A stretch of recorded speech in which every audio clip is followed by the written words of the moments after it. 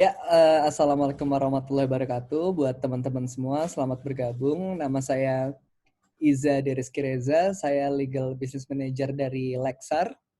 Untuk Lexar sendiri, kita perusahaan startup di bidang legal, jadi kita biasa handle untuk permasalahan legal-legal dari para company yang ada di luar sana. Dan kali ini spesifik kita akan membahas untuk pembuatan terms and condition dari company itu harusnya seperti apa sebaiknya gitu.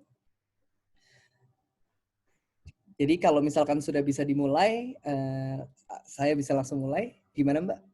Boleh? Untuk teman-teman udah siap ya? Silahkan. Oke, pertama-tama, sebentar. Ya, kita akan melihat dulu apa aja yang akan kami bahas. Hari ini tuh kita akan membahas kurang lebih 6 poin yang bisa kalian lihat di sini. Buat teman-teman kalau misalkan share screen-nya juga ada masalah, juga bisa langsung bilang ke kita ya. Jadi nanti bisa langsung kita resolve.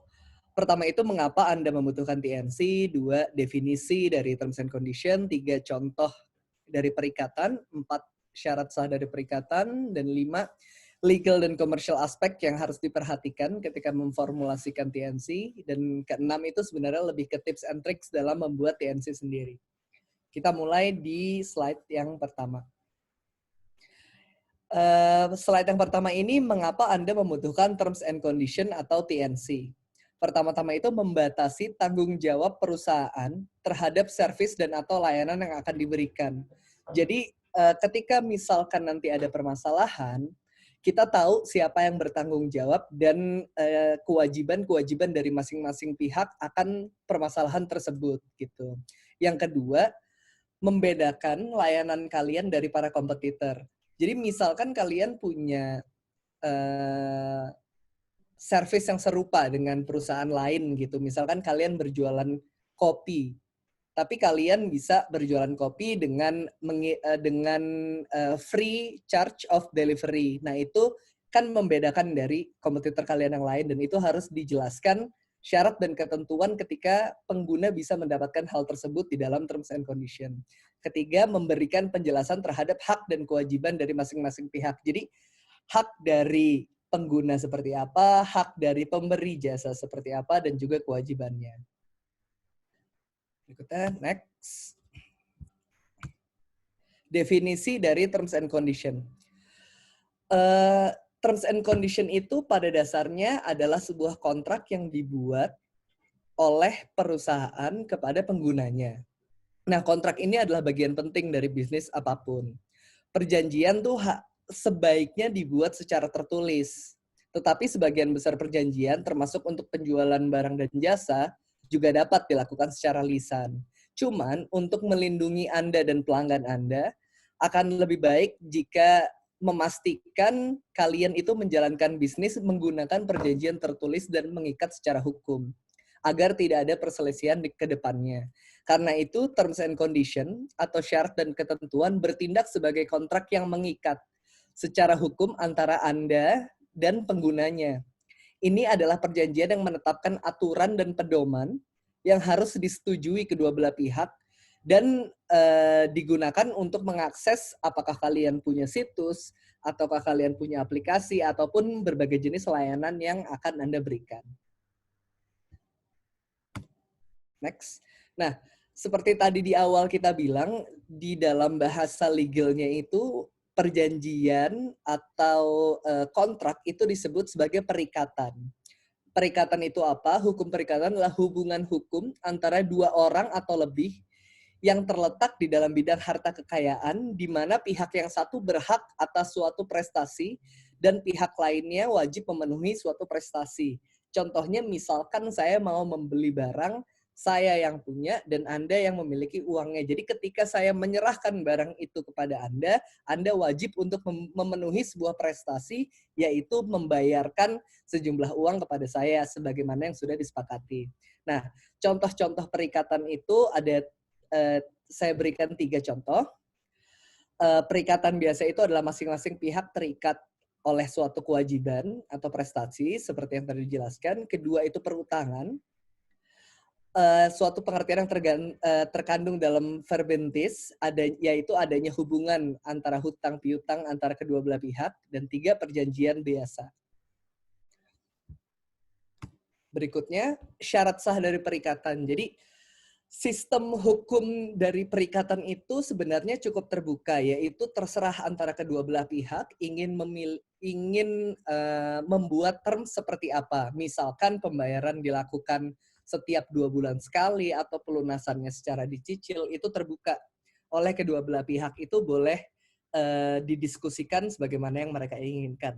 Namun ada syarat sah dari perikatan itu di dalam undang-undang, syarat sah perikatan, yaitu ada 4. Yang pertama adalah mereka sepakat untuk mengikatkan diri, yaitu tidak ada paksaan, tidak ada kekeliruan, dan tidak ada penipuan. 2, kecakapan untuk membuat suatu perikatan, yaitu mereka secara umur sudah dewasa. Dan kedua, tidak di bawah pengampuan itu maksudnya tidak atau tidak di bawah dia untuk memutuskan segala sesuatu itu tidak optimal. Dan ketiga, suatu hal tertentu yang diperjanjikan, yaitu misalkan objeknya jelas, ada ukurannya, ada bentuknya, dan tidak mengada-ngada. Dan keempat itu suatu sebab yang halal, yang berarti servis yang diberikan itu tidak bertentangan dengan hukum. Misalkan kalian itu ingin melakukan perjanjian akan jual beli, let's say narkoba misalkan. Nah, itu tidak termasuk dalam syarat sah perikatan di dalam Kitab Undang-Undang Hukum Perdata. Jadi perjanjiannya atau perikatannya itu dianggap batal demi hukum. Jadi ketika kalian membuat perikatan tapi tidak memenuhi 4 unsur yang ada di sini, maka perikatannya itu dianggap batal demi hukum. Berikutnya, legal dan komersial aspek yang harus diperhatikan ketika memformulasikan terms and condition. Yang pertama itu yang harus benar-benar Anda perhatikan adalah memahami layanan Anda. Kedua itu telah mengumpulkan wawasan terkait market atau industri yang ingin Anda geluti masing-masing, berikut regulasinya, dan praktek pada industri yang Anda ingin geluti tersebut. Ketiga, layanan ideal menurut Anda. Dan keempat, baru kemudian kita susun terms and condition-nya. Nah, masing-masing dari 4 aspek yang harus diperhatikan ini akan kita jelaskan di slide berikutnya. Nah, untuk yang poin pertama tadi, pahami dengan baik model bisnis serta layanan yang akan Anda tawarkan. Pertama itu kalian harus membuat bisnis model ketika membuat perusahaan. Lalu kemudian Anda sempurnakan yang Anda pikir menciptakan hubungan komersial antara perusahaan Anda dengan calon klien Anda. Kedua, meneliti tentang pesaing, tentang kompetitor atau perusahaan lain yang mungkin memiliki bentuk servis serupa sebagai tolak ukur untuk layanan yang akan Anda berikan nantinya. Nah, untuk perusahaan yang memiliki bentuk usaha sudah perseroan terbatas, itu penting sekali untuk mengetahui klasifikasi baku lapangan usaha Indonesia atau KBLI Anda sebagai inti dari kegiatan bisnis Anda.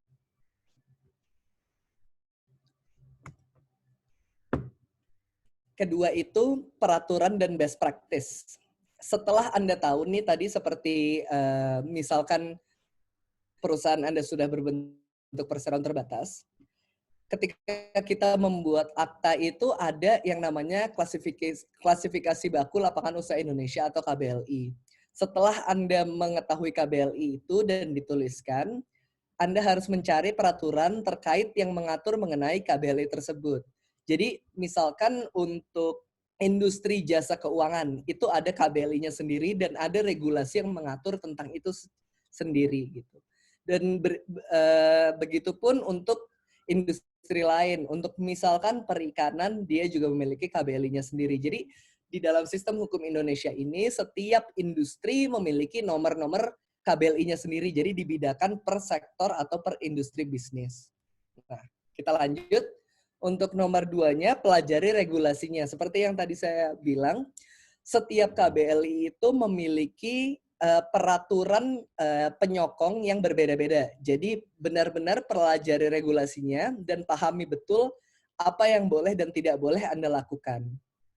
Ketiga, ini yang juga penting adalah cek ke perusahaan lain yang memiliki servis serupa, pahami TNC mereka sebagai tolak ukur dan referensi. Jadi di sini kita tidak mengencourage kalian untuk menyalin TNC dari perusahaan kompetitor, namun TNC dari kompetitor bisa dianggap sebagai gambaran bahwa bagaimana service ini bisa berjalan di dalam industri yang ingin Anda kembangkan atau Anda geluti. Ketiga tadi adalah layanan ideal menurut Anda. Jadi ketika kita memiliki bisnis, itu biasanya kita mulai dari permasalahan. Kita mulai dari permasalahan bahwa, ada orang nih, misalkan dia cuma bisa makan di restoran, tapi sepertinya kalau misalkan kita buat orang bisa makan dengan diantar ke rumah, itu akan lebih baik. Nah, itu adalah bentuk servis ideal yang berada dalam pikiran Anda. Cuman, ideal itu kita harus memperhatikan beberapa aspek. Jadi nomor 1 itu harap selalu diingat bahwa setiap bisnis itu berbeda. Benar-benar pahami bisnis Anda dan pikirkan hubungan bisnis yang baik dan cocok untuk model bisnis yang ingin Anda kembangkan. Kedua, periksa kembali regulasi dan praktik terbaik dalam industri Anda dan apakah ketentuan yang ingin Anda implementasikan itu diizinkan atau tidak oleh regulasi. Karena ketika kalian mempunyai suatu ide yang baik tapi terhalang oleh regulasi, itu tidak akan bisa dijalankan. Maka dari itu kita butuh untuk mencari semacam jalan tengah antara regulasi dan keinginan gitu. Dan ketiga itu jangan ragu untuk melakukan eksperimen untuk terus menyempurnakan layanan Anda. Jadi eksperimen ini bisa dilakukan dengan cara kalian sudah membuat misalkan terms and condition, lalu kalian uji ke beberapa orang, lalu kalian minta feedback dari mereka untuk terus menyempurnakan layanan yang kalian ingin jalani. Berikutnya, do and don'ts ketika membuat TNC. Do. Dari pengetahuan yang telah Anda kumpulkan sejak tadi, dari kalian sudah melihat KBLI, kalian sudah melihat regulasi, dan kemudian kalian juga sudah melihat kompetitor, marilah kita buat outline dari resource tersebut yang sudah dikumpulkan. Yang kedua itu, untuk permulaan, buatlah itu sesimpel mungkin. Simple ini bukan berarti bahwa kalian menghilangkan hal-hal yang substansial, tapi kalian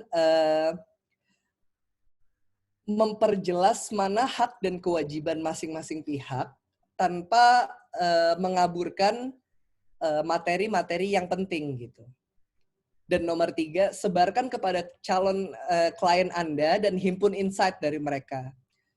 Jadi beberapa klien kami juga ketika mereka minta untuk coba tolong kita buatkan TNC, kita minta feedback dari klien kami, lalu mereka juga menyebarkan kepada calon-calon klien mereka, apakah ini sudah sesuai dengan yang market mau, apakah ini sudah cukup menjawab permasalahan yang ada di industri, baru kemudian setelah itu kita himpun, baru kemudian kita rilis TNC tersebut dengan harapan ini sudah mendekati sempurna, karena kesempurnaan itu jalan seiring dengan berjalannya waktu dan kita harus eksperimen terus-menerus. Lalu don'ts ini adalah menyalin TNC dari kompetitor, karena seperti yang tadi saya bilang tadi, banyak orang atau banyak calon klien kami juga yang secara gamblang dia menyalin terms and condition dari kompetitor yang memiliki perusahaan serupa, dan ketika memiliki permasalahan ke depannya mereka bingung sendiri. Karena setiap bisnis berbeda. Kalian punya cara main itu beda sendiri. Dan ketika itu dipaksakan perusahaan lain yang kalian gunakan, maka itu akan menimbulkan kekacauan biasanya karena baik dari perusahaan tidak mengerti, kalau perusahaannya saja nggak mengerti, apalagi kliennya seperti itu. Dan kedua, menuliskan klausa-klausa yang hanya menguntungkan salah satu pihak. Jadi dalam kita menulis terms and condition,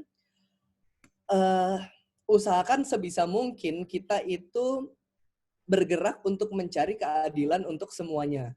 Jadi baik dari klien nyaman, baik dari perusahaan nyaman. Karena kalau dari kita itu mengatur hanya berat sebelah, misalkan hanya berat ke perusahaan saja, ketika ada masalah, klien tersebut tidak menyukai bentuk dari terms and condition kalian, dan itu menjadi publikasi yang buruk, dan nanti itu juga akan merugikan kalian di masa depan. Yang ketiga, tidak konsisten dan berbelit-belit. Jadi kita memang harus pahami bahwa kadang terms and condition ini sengaja ditulis itu agak panjang dan berbelit-belit sehingga calon klien ini tidak melihat dengan baik apa yang dituliskan sehingga dia langsung setuju saja. Tapi nantinya ketika sudah ada permasalahan, itu mereka merasa tertipu dan merasa tidak diberikan informasi yang baik gitu. Jadi usahakan membuat terms and condition itu sejelas mungkin, dan clarity is a must di dalam drafting terms and condition. Gitu. Nah, unsur-unsur dalam TNC. Jadi sebenarnya tidak seperti kebijakan mengenai informasi pribadi, syarat dan ketentuan itu tidak serta-merta termasuk dalam persyaratan hukum. Namun, terms and condition itu sangat substansial karena setiap layanan termasuk satu karena merupakan dasar hukum dari hubungan antara penyedia layanan dengan penggunanya. Ketentuan standar akan berlaku untuk setiap pesanan atau setiap transaksi yang Anda lakukan. Mereka harus mencakup topik-topik yang berlaku untuk semua transaksi Anda. Nah, ini sebagian besar gambaran dari bab-bab yang harus dibuat ketika kalian mulai drafting terms and condition. Yang pertama adalah syarat pembayaran. Apakah pembayarannya harus dilakukan melalui transfer bank, apakah bisa melalui credit card, ataukah hanya melalui payment gateway tertentu gitu. Yang kedua, bagaimana layanan akan dilangsungkan? Apakah melalui cash on delivery, ataukah melalui jasa antar lainnya, ataukah berbagai macam bentuk layanan lainnya. 3, kebijakan pengembalian barang dan atau uang. Jadi misalkan terjadi kerusakan barang atau tiba-tiba barang itu stoknya habis padahal penggunanya sudah bayar, itu bagaimana sistem pengembaliannya, bagaimana sistem return barang ataupun uangnya, itu harus diatur secara jelas agar nantinya tidak menciptakan kebingungan. Keempat itu pertanggungjawaban pada barang atau jasa yang rusak. Nah, untuk jasa atau barang yang rusak ini penting untuk diberikan semacam threshold bahwa sampai mana tanggung jawab dari perusahaan. Apakah perusahaan itu juga bertanggung jawab pada proses pengepakan ataukah pengiriman, atau itu menjadi tanggung jawab pengguna atau klien Anda? Apakah klien harus pick up? Jadi sampai mana perpindahan barang itu menjadi tanggung jawab perusahaan atau tanggung jawab pengguna. Jadi misalkan analoginya ketika saya sudah bayar dan barang sudah saya berikan kepada pengguna, ketika saya sudah berikan kepada pengguna dan itu rusak, maka pengguna tidak boleh mengklaim kepada perusahaan bahwa barang itu rusak, karena ketika dia menerima, dia harus memeriksanya terlebih dahulu sebelum membawa pulang. Misalkan seperti itu. Lalu kelima, tanggung jawab dari masing-masing pihak. Ini tanggung jawab ini bisa sangat luas sekali. Ini tergantung pada jenis layanan yang Anda berikan. Gitu. Untuk alasan-alasan di atas dan karena materi-materi yang dibahas itu cukup penting di dalam TNC, penting untuk setiap perusahaan memiliki TNC. Selain itu juga para pemilik situs web atau para pemilik jasa apapun perlu memastikan bahwa TNC-nya cukup kuat secara hukum untuk melindungi mereka dan untuk membatasi tanggung jawab mereka jika ada permasalahan di kemudian hari. Ya, berikutnya itu bagaimana terms and condition dapat mengikat secara hukum kepada pihak lain. Setiap perusahaan memiliki TNC yang berbeda dan harus diberikan kepada penggunanya. Berikut kami akan membicarakan cara yang paling direkomendasikan untuk memastikan bahwa pengguna tidak dapat mengklaim bahwa mereka belum membaca atau menerima syarat dan ketentuan.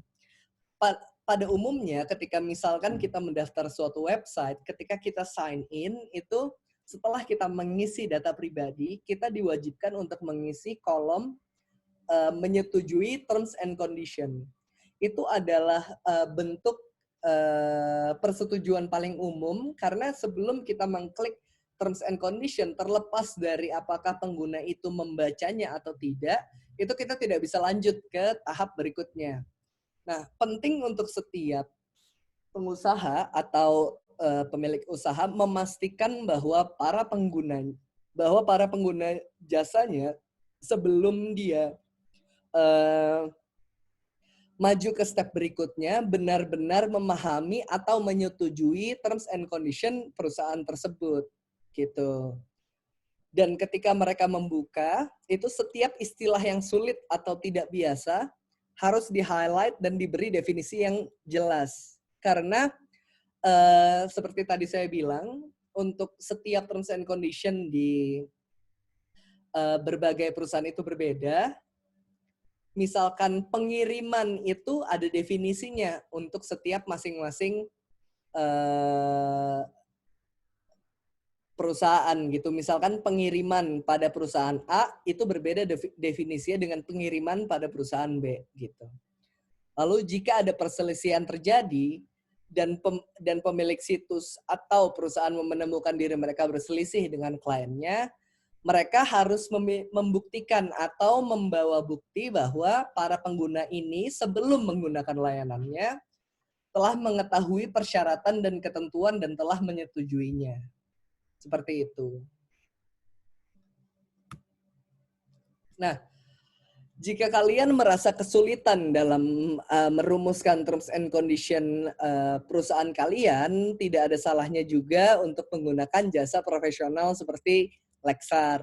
Nah, ketika kalian ada pertanyaan lebih lanjut atau ingin explore lebih jauh tentang kalian punya permasalahan, kalian bisa menghubungi kami di alamat yang tertera di sini, di kantor kami. Alamat kantor kami di Menteng, lalu di sini ada website kami untuk melihat-lihat berbagai jenis servis yang kami tawarkan, dan kemudian di sini ada email.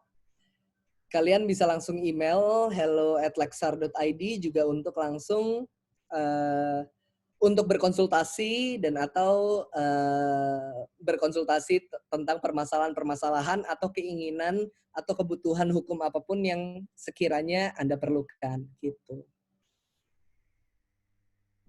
Berikut telah selesai dari kami. Jika ada pertanyaan mungkin boleh langsung. Oke, boleh teman-teman ada yang mau bertanya mungkin untuk pembahasan kita hari ini. Boleh langsung di chat. Kita tunggu sebentar.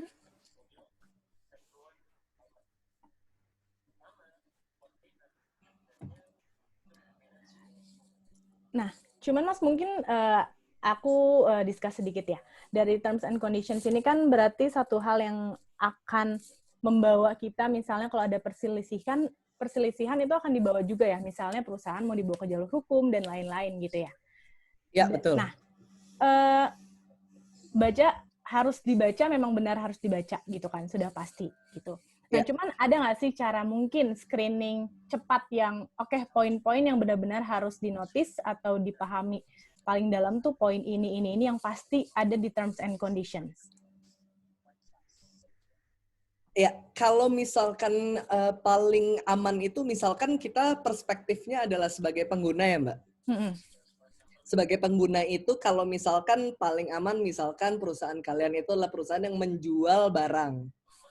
itu paling aman adalah caranya melihat bagaimana barang akan dikirimkan, apakah ada garansi yang diberikan, dan kemudian juga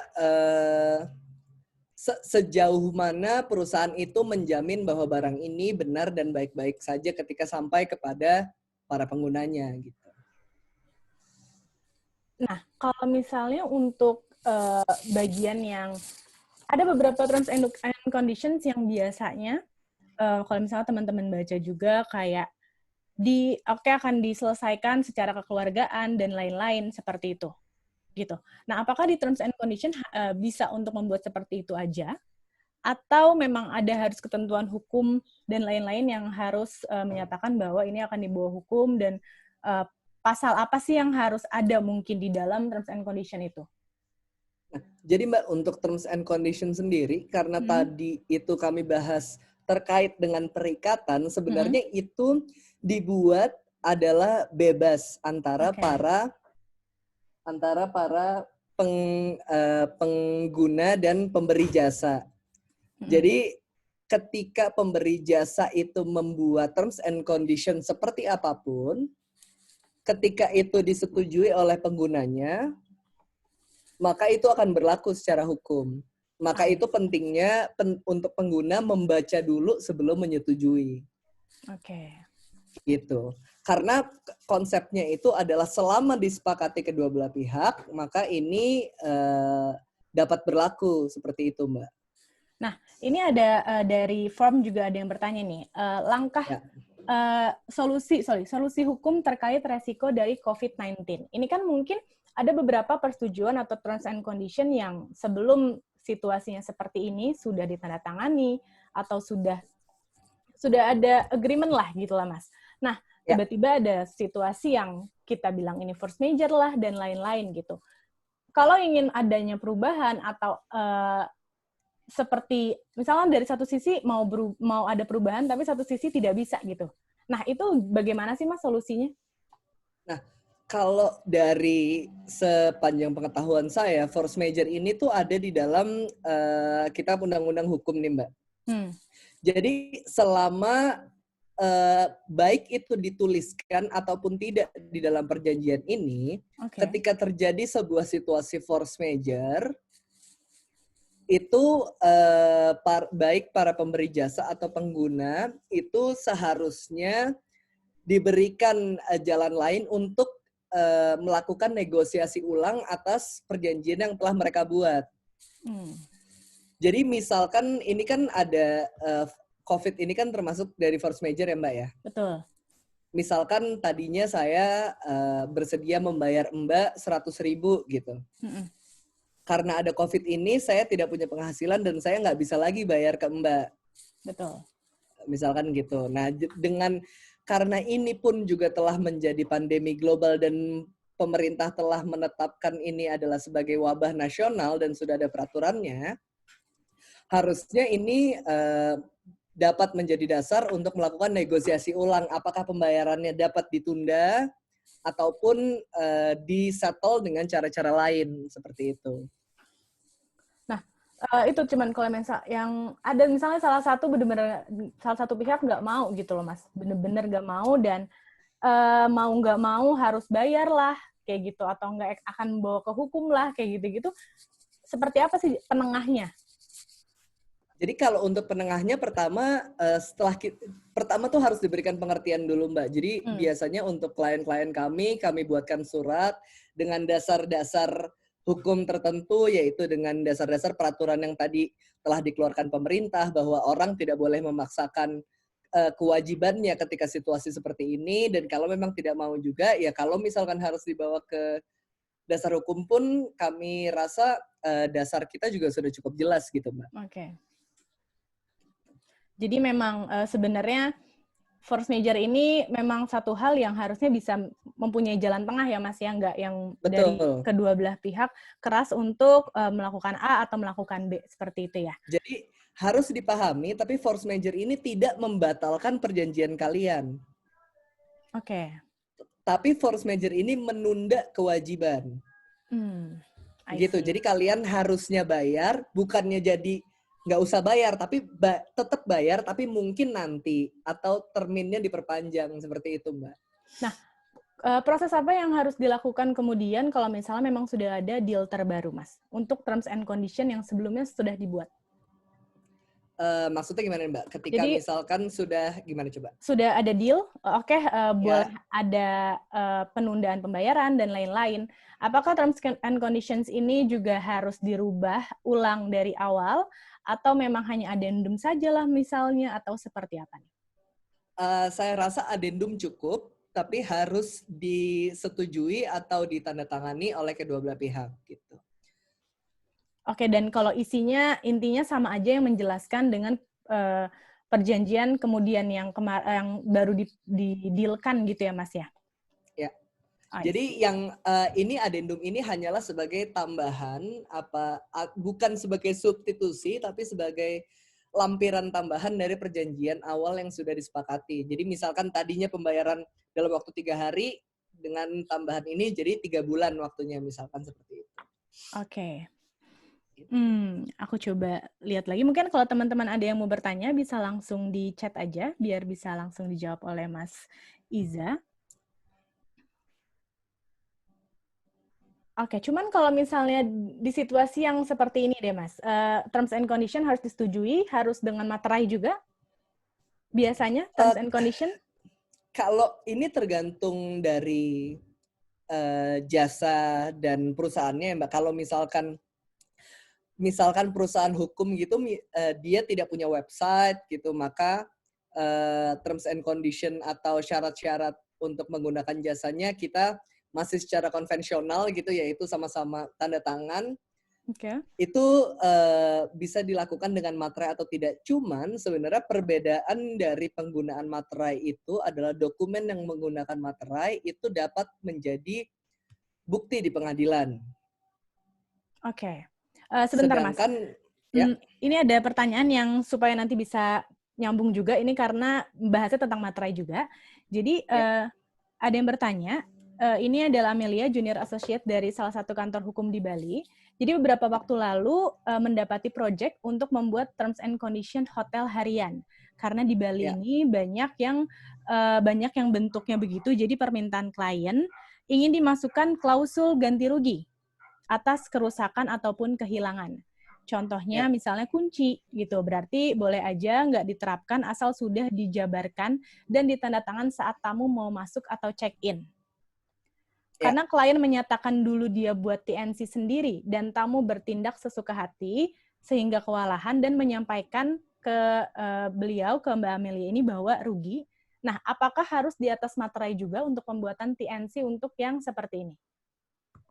Jadi kalau misalkan sepemahaman saya, biasanya kan kalau misalkan hotel itu kita akan tanda tangan sebuah perjanjian ketika check-in ya, Mbak? Yes. Nah, ketika dimungkinkan, maka akan lebih baik kita menggunakan materai karena sebagai bukti di depan pengadilan itu lebih kuat ketika menggunakan materai. Bukan berarti yang tidak memakai materai itu tidak sah, cuman yang menggunakan materai itu dapat dibawa sebagai bukti di pengadilan seperti itu. Jadi ketika dimungkinkan untuk menggunakan materai, maka sebaiknya menggunakan materai. Oke, nah untuk tadi melanjutkan berarti perbedaan untuk menggunakan materai dan tidak, kuatnya sekuat apa, atau kebutuhan yang harus banget pakai materai atau tidak, itu bagaimana, Mas? Jadi sebenarnya kalau misalkan kita buat karena kalau misalkan kita buat sekuat apa itu tidak ada threshold atau level yang bisa saya jabarkan juga, cuman mungkin kita bisa lihat dari nilai transaksi yang dilakukan, ataukah besar atau tidak, atau juga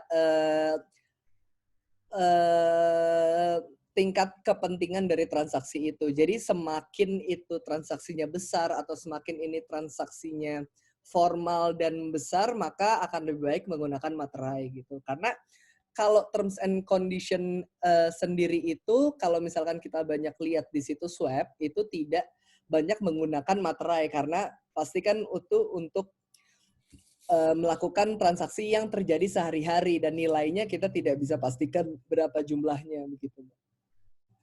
Oke, berarti kalau kuat di hukumnya atau kuat itunya sama saja ya, Mas ya?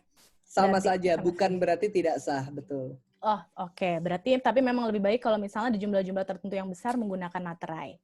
Yes. Oke, ada lagi pertanyaan. Jadi Apakah boleh? sorry Mbak, jadi kan misalkan setiap perusahaan itu kan memiliki, kita biasa untuk transaksi orang beli satuan gitu ya. Yes. Misalkan saya penjual kopi, tapi tiba-tiba ada satu orang yang saya pengen beli 10.000 gelas hari ini. Oke. Nah itu lebih baik dibuatkan perjanjian lain yang di luar terms and condition biasa. Karena ini kan sebuah peristiwa yang quote and quote tidak biasa gitu ya Mbak. Betul. Gitu. Oke. Ini ada pertanyaan lainnya. Apakah digital signature di Indonesia sudah punya nilai hukum? Bagus nih pertanyaannya. Untuk digital signature sendiri sebenarnya kita sudah mulai mengadaptasi dan sudah ada beberapa perusahaan yang mengakomodir, mungkin kalian bisa Google perusahaan-perusahaannya, dan digital signature yang diakomodir oleh perusahaan ini sudah diakui oleh hukum karena mereka mempunyai sistem tertentu yang memastikan bahwa orang yang melakukan tanda tangan digital signature ini adalah benar orang tersebut. Yang kita khawatirkan dari digital signature ini kan adalah gampang di-copy, gampang diduplikasi, dan apakah benar orang ini yang melakukan tanda tangan kan? Betul. Nah, dengan kalian menggunakan jasa-jasa dari provider profesional ini, maka seharusnya ini aman dan sudah mulai banyak digunakan perusahaan-perusahaan di Indonesia. Tapi kalau misalnya dengan digital signature yang sendiri gitu yang biasa kita lakukan hanya dengan scan misalnya Mas, terus atau put signature di agreement yang dikirimkan lewat PDF gitu, itu seperti apa Mas? Sebenarnya kalau untuk situasinya adalah internal, itu sebenarnya aman-aman aja. Yang selalu menjadi permasalahan itu adalah ketika ada permasalahan di kemudian hari, lalu kemudian orang yang kita kira dia tanda tangan, dia bilang saya tidak pernah tanda tangan dokumen ini. I see. Nah, pembuktiannya itu akan sangat panjang dan ribet sekali gitu kalau misalkan kita hanya menggunakan PDF biasa, saya copy tanda tangan saya pindahkan gitu kan. Yes. Oke, kalau sekarang mungkin kita bisa bilang aman, tapi di masa depan ketika saya bilang saya nggak pernah tanda tangan itu, membuktikannya akan sangat sulit sekali. Makanya untuk transaksi atau dokumen yang sifatnya internal mungkin bisa dilakukan, tapi kalau sifatnya sudah eksternal dan untuk transaksi formal, maka lebih baik tanda tangan basah biasa atau menggunakan jasa profesional untuk digital signature-nya. Oke. Sejauh mungkin ini yang untuk digital signature pakai ada jasa, ini di aku juga baru, mungkin di teman-teman juga ada yang baru.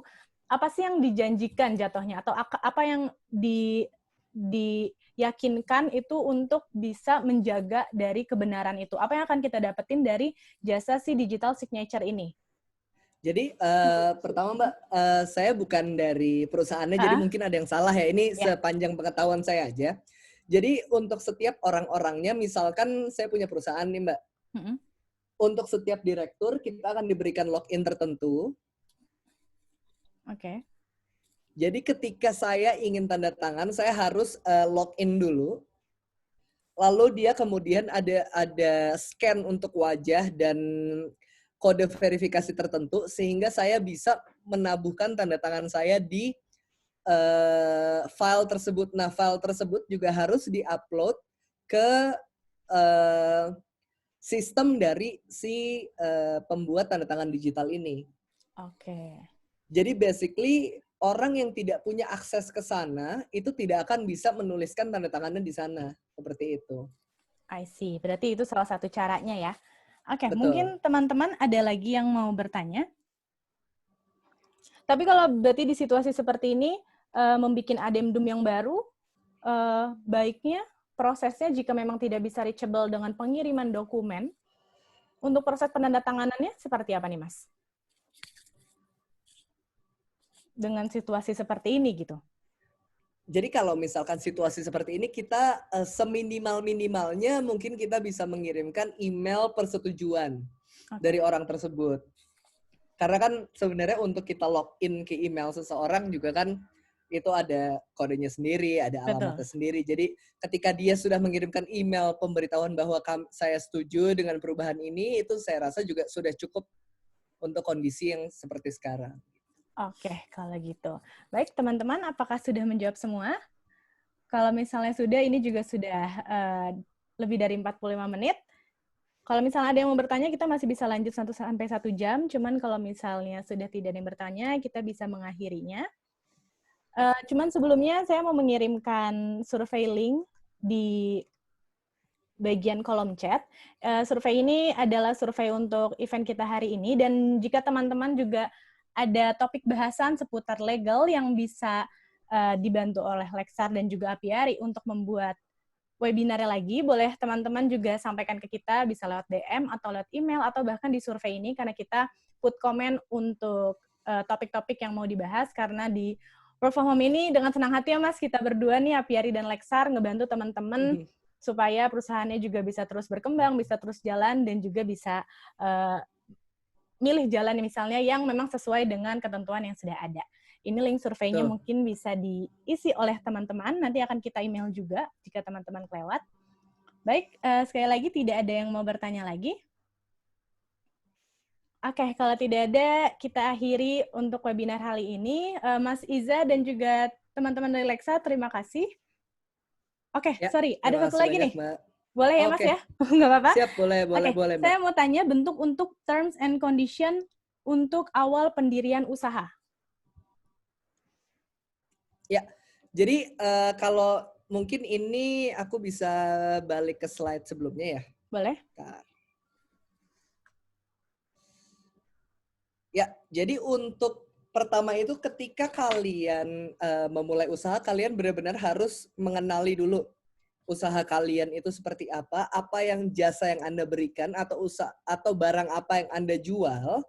Lalu kemudian ini adalah unsur-unsur yang wajib atau biasanya ada di dalam TNC. Jadi ketika kalian baru membuat itu untuk awal pendirian, sebelum misalkan, karena kan TNC itu terus berkembang. Seiring berjalannya usaha, kalian menemukan permasalahan baru, lalu TNC itu dikembangkan lagi. Unsur-unsur 5 ini adalah hal-hal yang harus ada. Pertama itu mekanisme pembayaran. Bagaimana cara pengguna itu melakukan pembayaran kepada kalian. Kedua itu bagaimana jasanya akan diberikan, apakah lewat pengiriman, ataukah lewat online seperti kita begini, ataukah offline, dan berbagai cara lainnya. Lalu ketiga itu ketika ada suatu pihak yang menyatakan bahwa jasa yang diberikan itu cacat atau tidak seperti yang dijanjikan, bagaimana pertanggungjawabannya, bagaimana pengembaliannya.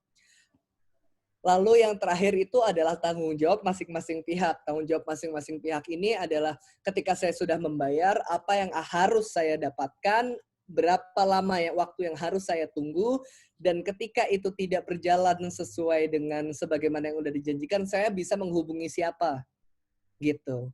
Baru lalu kemudian ke perusahaan, tanggung jawabnya adalah ketika pengguna itu tidak membayar, maka kami tidak wajib untuk mengirimkan barangnya dan berbagai hal lainnya. Jadi ini adalah unsur-unsur yang harus ada ketika kalian awal membuat TNC. Gitu. Oke, baik. Bagaimana? Sudah terjawab? Nanti sebagai informasi, ini webinar ini juga telah kita record, jadi ini juga nanti akan kita upload dan akan kita informasikan, kita berikan untuk bisa replay mengenai webinar ini, jadi bisa ditonton lagi ulang, gitu. Oke, kalau sudah tidak ada pertanyaan, diakhiri untuk hari ini. Terima kasih banyak untuk teman-teman yang sudah bergabung di webinar kita kali ini. Nanti kita bisa bertemu di webinar selanjutnya, jadi keep update terus di Apiari Coworking dan juga di Lexar pastinya. Baik, terima kasih teman-teman. Sampai bertemu di webinar selanjutnya. Terima kasih juga Mas Iza dan juga Lexar ya. Ya. Selamat sore, terima kasih semua. Sore. Ya.